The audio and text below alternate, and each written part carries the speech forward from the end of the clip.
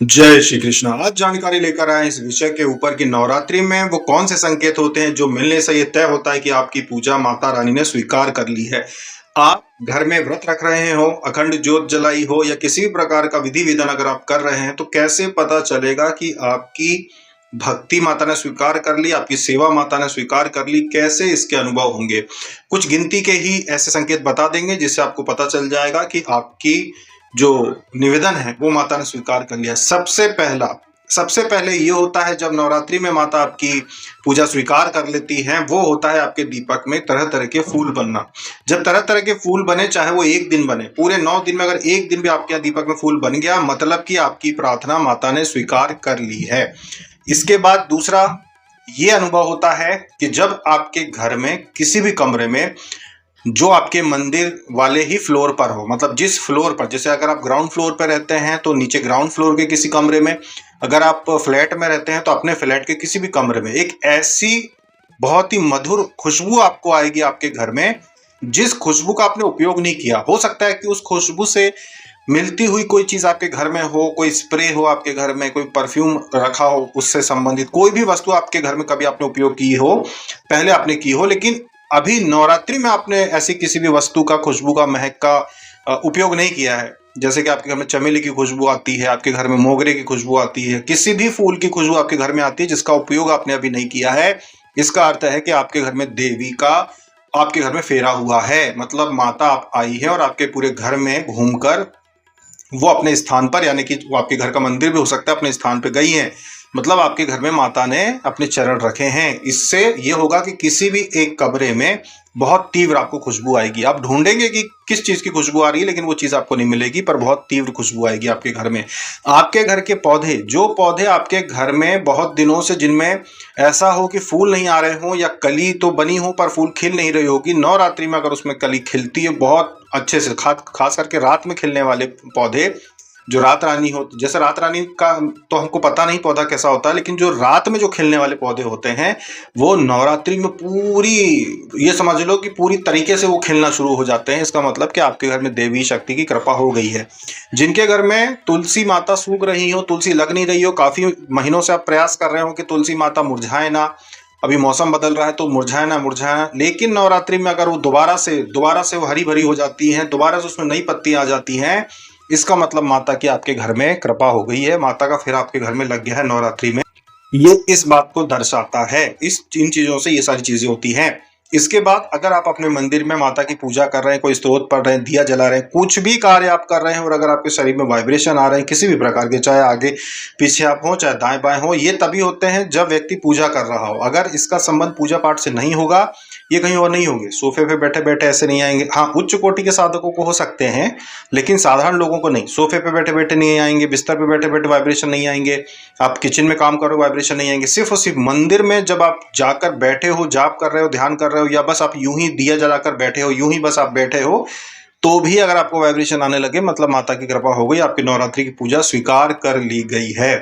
अगर आपके घर में भोजन बनता था, कभी उसकी महक नहीं उड़ती थी, मतलब आपके घर में खाना तो आप अच्छा बनाते थे, पर कभी भी उसकी खुशबू घर के कमरे से बाहर नहीं जाती हो, लेकिन अगर नवरात्रि में आपने घर में कोई भी पूजा पाठ की है, अखंड ज्योत जल रही है, या आपने देवी की कोई भी साधना की है, और आपके घर के बने हुए खाने की खुशबू यहाँ वहाँ पड़ोसियों के घर तक पहुंच जाए, घर से बाहर निकल जाए, मतलब कि आपके घर में माता के चरण रखा गए हैं, माता आपके घर में आई है, माता आपके घर के, जब आपके घर में चक्कर लगा के जाती हैं, तो ये सारी चीजें हो जाती हैं। मुरझाते हुए पौधे फिर से वो जीवित हो जाते हैं, घर में अद्भुत महक आती है, घर का जो भोजन होता है वो प्रसाद बनना शुरू हो जाता है। जैसे भोग प्रसाद होता है ना, कि जब प्रसाद लगता है उसके बाद कितनी खुशबू आती है भोजन की। अन्यथा जब तक वो बनता है, जब तक तो आपको अजीबोगरीब खुशबू भी आती है, लेकिन जब वो भोग लग जाता है प्रभु को, उसके बाद उसको कितनी मधुर खुशबू आती है। बस वैसे ही आपके यहाँ भोजन बनते बनते भी बहुत मधुर खुशबू फैलने लगेगी, वही मसाले, वही सारी सामग्री, पर महीनों से वो चीजें घर में खाना बन रहा है पर खुशबू नहीं फैलेगी। पर नवरात्रि में उसकी ऐसी महक होगी जैसे बहुत ही आपने बिल्कुल कन्या भोजन के लिए जैसे भोजन पकवान बनाया, ऐसी खुशबू अगर फैल रही है, मतलब आपके घर में माता ने चरण रख दिए हैं। इस प्रकार से बदलाव आते हैं। अगर आप को देखकर, जैसे आपके बच्चे हैं या आपके जीवन साथी हैं घर में, वो देखकर ये कहते हैं कि भाई मुझे तुम्हारे अंदर से ऐसे बहुत तेज सकारात्मक ऊर्जा का अनुभव हो रहा है, बिल्कुल ऐसा लग रहा है जैसे कि जैसे ऐसा नहीं होता जैसे कि मंदिर में कोई हवन अवन या बड़ा अनुष्ठान करके जब हम वहां से आते हैं तो पूरे दिन हमारे ऊपर उसका प्रभाव रहता है, पूरे दिन हम वैसे ही ऐसे एक सकारात्मक ऊर्जा, एक तपोबल बना रहता है, पूरे दिन हमसे हवन की खुशबू आती है और हमें ऐसा लगता है जैसे कि बहुत बड़ा हमने कुछ करके आए हैं। वैसा ही अपने आप अगर ऐसा लगने लगे कि भाई आपको देखकर परिवार के लोग ऐसा कह रहे हैं कि भाई तुम्हारे अंदर तो हमें ऐसा लग रहा है कि जैसे अभी अभी कोई बड़ा बहुत यज्ञ करके आई हो, का मतलब यह है कि माता की कृपा हो गई आपके घर में, आपके घर में देवी शक्ति आ गई। तो देवी शक्ति जब आपकी पूजा पाठ को स्वीकार कर लेती है तो घर में ऐसे ऐसे आपको संकेत मिलना शुरू हो जाते हैं। दिए में फूल बनना, आपका आकर्षक लगना, घर में खुशबू आना, भोजन का बहुत अधिक खुशबू फैलना क्योंकि वो भोग रूप में स्वीकार हो जाता है,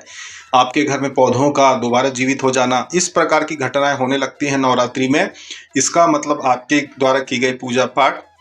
माता ने स्वीकार कर ली है। इसके अलावा जब आप सोते हैं तो स्वप्न आपको बहुत अच्छे आते हैं। वाइब्रेशन के अलावा पूजा पाठ के समय तो वाइब्रेशन आते हैं, स्वप्न बहुत अच्छे आते हैं। किसी मंदिर के स्वप्न आएंगे, आपके पितृ दिखाई देंगे, किसी जगह पे आप घूमने जा रहे हैं ऐसा दिखाई देगा। तो इस प्रकार के सपने भी आपको आने लगेंगे जो दिव्य होते हैं। साधारण टेंशन या वाले जो फालतू के सपने आते हैं वो नहीं होते, थोड़े से दिव्य स्वप्न होते हैं जिसमें ज्यादातर यात्राएं दिखाई देती हैं। घर के बाहर गए हो, मंदिर में गए हो, कहीं घूमने गए हो, ऐसी जगहों के जब सपने आते हैं तो ये संकेत होते हैं कि घर में देवी शक्तियों का आगमन हुआ है, आपके पूजा पाठ जो भी आप माता को चढ़ा रहे थे वो स्वीकार हो गई है, ये इस बात का संकेत होता है। तो जब आपके घर में नवरात्रि में किसी भी प्रकार की आप सेवा करते हो तो इस प्रकार के संकेत मिलना शुरू हो जाए, मतलब कि दिव्य शक्तियों ने आपके घर में स्थान ग्रहण कर लिया है।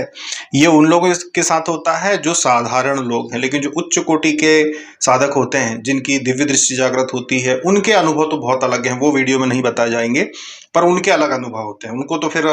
मतलब जो दर्शन होते हैं, जो उनकी वार्तालाप होती है कई प्रकार की शक्तियों से, कई प्रकार के उनको आदेश दिए जाते हैं दिव्य शक्तियों के द्वारा हवन करने के लिए कि आप ऐसे हवन कीजिए, आप ये भोग चढ़ा के आइए। उनको आदेश मिलते हैं ये करो आप, जिनसे देवी शक्तियां सीधे सीधे संपर्क कर सकती हैं। उनको आदेश देती है कि भाई तुम्हारा भाग्य अगर बदलना है, तुम्हारी समस्याओं को दूर करना है तो फलाना जगह पर जाके ये करके आओ, या तो फिर आप हलवा बांट के आओ मंदिर में। तो उनको आदेश मिलते हैं, वो उसका पालन करते हैं, जो उच्च कोटि के साधक हो जाते हैं। पर साधारण साधकों के साथ जो अनुभव होते हैं वो आज हमने आपको बताए हैं। तो इन अनुभवों को आप देखिए, अगर आपके साथ ये अनुभव हो रहे हैं 100% आपके घर में माता की कृपा हो गई, आपकी पूजा स्वीकार कर ली गई, आपकी नवरात्रि जो है वो माता ने सफल कर दी। अब आप पूरी खुशी खुशी के साथ नवरात्रि पे अष्टमी का पूजन करें, कन्या भोजन कराएं और अपनी नवरात्रि को सफल माने। तो ये थी जानकारी नवरात्रि में मिलने वाले कुछ संकेतों को। ऐसे तो बहुत सारे संकेत होते हैं, बहुत सारी जानकारी होती है, लेकिन कुछ संकेत हमने आपको बताए हैं जो बताते हैं कि आपकी नवरात्रि स्वीकार कर ली गई है, माता ने उसे स्वीकार कर लिया है और आपकी नवरात्रि सफल हो गई है। अभी तक के लिए इतना ही। जय माता दी।